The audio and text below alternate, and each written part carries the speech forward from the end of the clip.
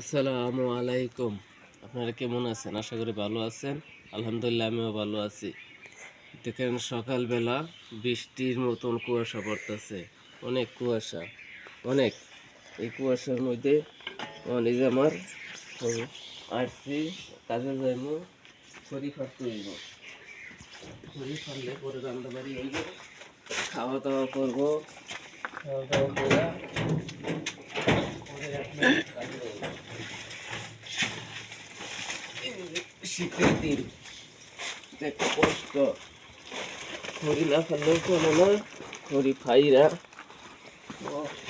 ভালো করে ফেলে দেওয়ার পরে রাঁধবো। অনেক কষ্ট, তারপরও আল্লাহর কাছে শুক্রিয়া। আল্লাহ যেমনি রাখে এমনি আল্লাহর কাছে অনেক শুক্রিয়া। আল্লাহর দুনিয়ার মধ্যে তো আল্লাহর উপরটা যাওয়া যাইব না।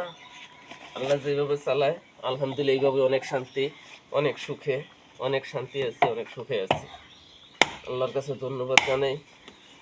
আল্লাহ পাক যে এই শীতের মতো তৌফিক দিয়েছে, তার হুকুম পালন করলে এইটাই আল্লাহর কাছে শুকরিয়া।